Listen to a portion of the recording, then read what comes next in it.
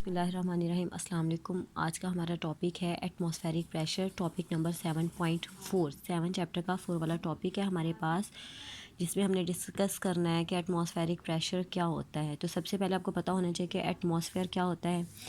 ये blanket of air है हमारी अर्थ के गिर्द, अराउंड द अर्थ। ठीक है, हमारी अर्थ के गिर्द जो है ब्लैंकेट ऑफ एयर होगा, उसे हम नाम देंगे एटमॉस्फेरिक प्रेशर का, सॉरी एटमॉस्फेयर का। तो इस एटमॉस्फेयर की वजह से, ब्लैंकेट ऑफ एयर की वजह से अर्थ के ऊपर जो प्रेशर होगा उसे हम नाम देते हैं एटमॉस्फेरिक प्रेशर का।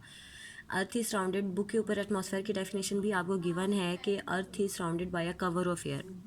अदर वर्ड्स आप कह सकते हो कि कवर ऑफ एयर है with which earth is surrounded.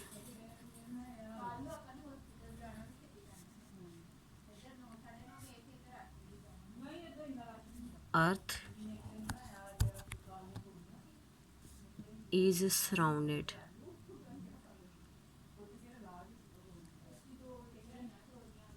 कि एयर का कवर है जिसकी वजह से अर्थ जो है वो सराउंड हुई है, तो उस कवर को हम नाम दे देते हैं एटमॉस्फेयर का।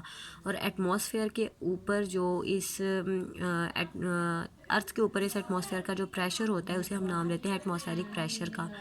ठीक है, आप कह सकते हो द प्रेशर ऑफ एटमॉस्फेयर जो है,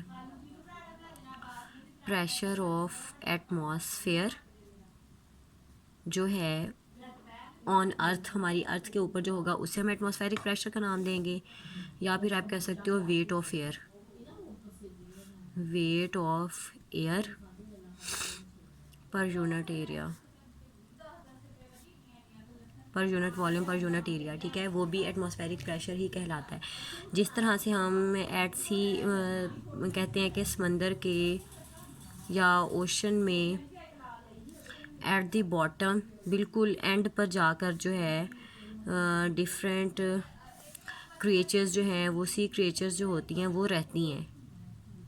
ठीक है, इसी तरह से अर्थ के लिहाज से हम जो है एटमॉस्फेयर के लिहाज से बिल्कुल हवा की जो आखिरी तय है, आखिर है, बिल्कुल बॉटम है, उस पे इंसानी मखलूक़ात हम ज़मीन के ऊपर जो है एग्जिस्ट कर रहे हैं।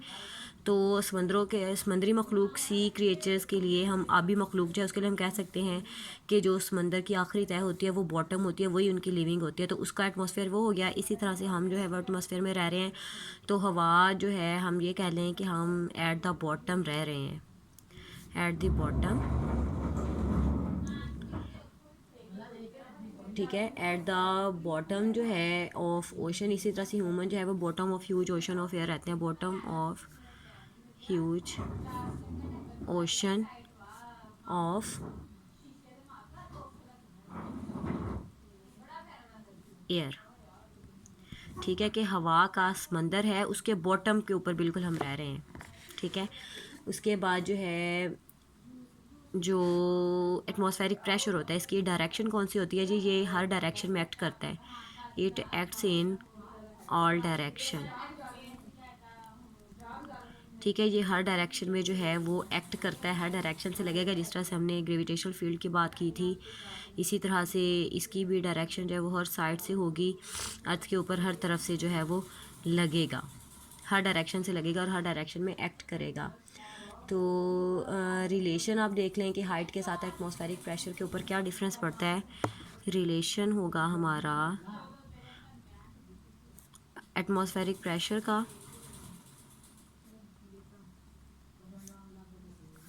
Atmospheric pressure and height. तो जैसे जैसे हम ज़मीन से बुलंदी पर जाते जाएंगे, एट हाइट एज पहुंच जाएंगे, तो वहाँ पर डेंसिटी ऑफ एयर जो है वो क्या हो जाएगी, डेंसिटी ऑफ एयर जो है वो डिक्रीज़ कर जाती है, कम हो जाती है। डेंसिटी डिक्रीज़ होने का मतलब क्या है कि वहाँ पर एटमॉस्फेरिक प्रेशर अल्टीमेटली क्या हो रहा है, कम हो रहा है। आप कह सकते हो कि एटमॉस्फेरिक प्रेशर जो है इसका डेंसिटी ऑफ एयर के साथ डायरेक्ट रिलेशन है, डेंसिटी ऑफ एयर के साथ। ठीक है, इसका अगर एटमॉस्फेरिक प्रेशर जो है एटमॉस्फेरिक प्रेशर जो है ये डायरेक्टली प्रोपोर्शनल है डेंसिटी ऑफ एयर के, डेंसिटी ऑफ एयर। अगर एटमॉस्फेरिक प्रेशर आप चाहते हैं कि ज़्यादा हो तो इसका मतलब है कि डेंसिटी ऑफ एयर भी ज़्यादा होनी चाहिए। लेकिन जैसे जैसे आप ज़मीन से हाइट पर जाते जाएंगे, बुलंदी पर जाते जाएंगे, डेंसिटी क्या होती जाएगी, कम। अगर डेंसिटी कम हो रही है तो इसका मतलब है कि एटमॉस्फेरिक प्रेशर भी क्या होगा, कम होगा। क्यों? क्योंकि एटमॉस्फेरिक प्रेशर का डेंसिटी का डायरेक्ट रिलेशन है। जैसे जैसे बुलंदी पर जाते जाएंगे, हाइट पर जाते जाएंगे, डेंसिटी ऑफ एयर जो है वो कम होती जाएगी। डेंसिटी ऑफ एयर कम हो रही है तो इट मीन कि उसका रिजल्ट हमें क्या देखना पड़ रहा है कि एटमॉस्फेरिक प्रेशर भी जो है वो कम हो रहा है। तो इसका मतलब है कि बुलंदी पर जाने से हमारा एटमॉस्फेरिक प्रेशर जो है वो कम हो जाता है। ठीक है। उसके बाद बबल्स, सोप के बबल्स बनाना, सरफ़ की वजह से बबल्स वगैरह बनाना जो है हमारे पास एटमॉस्फेरिक प्रेशर की एग्जांपल है। कि जैसे ही बबल के अंदर का जैसे एक बुलबुला आप बनाते हो पानी का सोप की मदद से, तो जैसे जब आपका इंटरनल प्रेशर यानी बबल्स के अंदर वाला प्रेशर एटमॉस्फेरिक प्रेशर और हमारे बाहर का एटमॉस्फेरिक प्रेशर जो है वो बराबर हो जाता है तो ये बन जाता है बुलबुला। जैसे ही हमारा एक्सटर्नल प्रेशर जो है वो ज़्यादा होगा ये बुलबुला फट जाएगा। ठीक है। इसी तरह से हमारे पास जो है एग्जांपल 2 थी इसकी बैलून जिस भी शेप में होगा उसी शेप का हमारे पास जो है वो जैसे हम उसके अंदर एयर फिल करेंगे वो फॉर्म हो जाएगा। कि अगर आपका ओवल शेप में है, सर्कुलर फॉर्म में है या हार्ट शेप में है या जिस भी और किसी भी शेप में है तो आप उसके अंदर जैसे एयर फिल करेंगे वो उसी शेप में बनना शुरू हो जाएगा। ठीक है। क्यों? क्योंकि उसके अंदर एटमॉस्फेरिक प्रेशर इंटरनली भी और एक्सटर्नली भी एक्ट कर रहा है। जब तक हमारा इंटरनल और एक्सटर्नल प्रेशर जो है वो बराबर रहेगा ये फिल हो जाएगा। जैसे ही हमारा इंटरनल प्रेशर एक्सटर्नल से कम होगा ये फट जाएगा। ठीक है।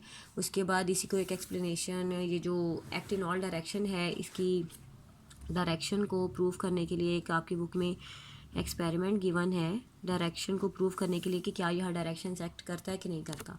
तो आपने क्या करना है कि आपने पहले एक टिन कैन लेना है। ठीक है। टिन कैन लेके उसके अंदर वाटर फिल करना है। वाटर फिल करके आपने उसको बॉयल करने के लिए रख देना है। बॉयल करेंगे, जब भाप बनना शुरू हो जाएगी उसके अंदर से स्टीम यानी कि भाप की आपको शक्ल बाहर नज़र आना शुरू हो जाए तो धुआं सा मतलब बाहर निकलना शुरू हो जाए, धारियाँ नज़र आना शुरू हो जाएं, आपने उसके अंदर पोटाशियम नहीं जी जब धुआं बनना शुरू हो जाए तो आपने उसको पहले आपने ओपन लिड रखना है। यहाँ पर जब आपने गर्म करना शुरू करना है तो उसके ऊपर ढक्कन नहीं देना। जब आपको नज़र आना शुरू हो जाए कि भाप उड़ना शुरू हो गई है, भाप की धारियाँ नज़र आ रही हैं, धुआं सा निकल रहा है, तो आपने फ़ौरन से ढक्कन बंद करके उस टिन कैन का ढक्कन बंद करके आपने उसे क्या करना है कि फ़ौरन से कोल्ड वाटर के नीचे रख देना है।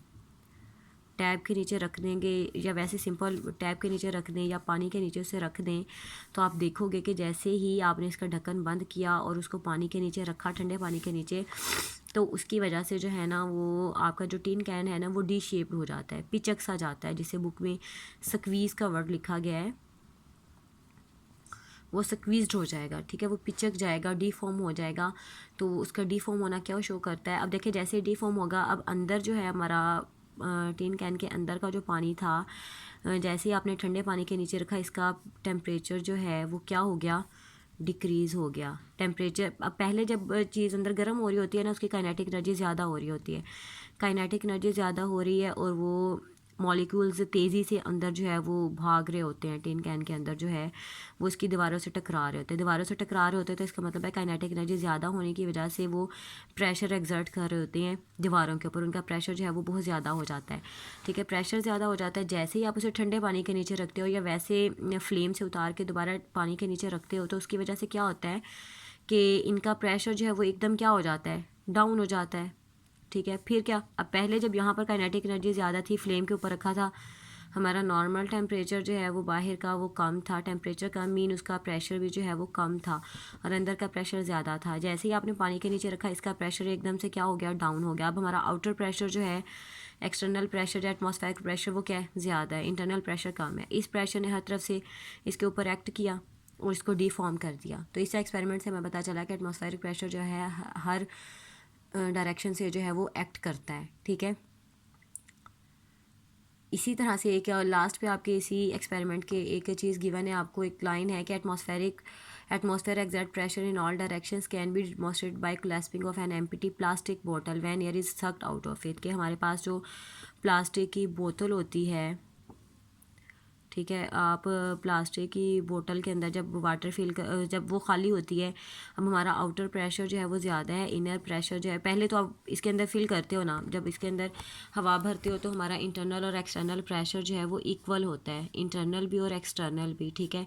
लेकिन जैसे ही आप इसके अंदर से, जैसे जूस के डिब्बे में से जूस पीते हुए बाहर को हम खींचते हैं, इसी तरह से जब इसके ऊपर मुंह लगा के आप इसमें से हवा बाहर को खींचोगे, अपना सांस बाहर को खींचोगे, तो इसके अंदर का प्रेशर आप क्या एक्चुअली कर रहे होते हो, डाउन कर रहे होते हो, कम कर रहे होते हो, और बाहर का प्रेशर जो है वो ज़्यादा हो रहा होता है। इसकी वजह से बॉटल की शेप जो है यहाँ से बिगड़ना शुरू हो जाती है, ये डीफॉर्म होना शुरू हो जाती है, ठीक है।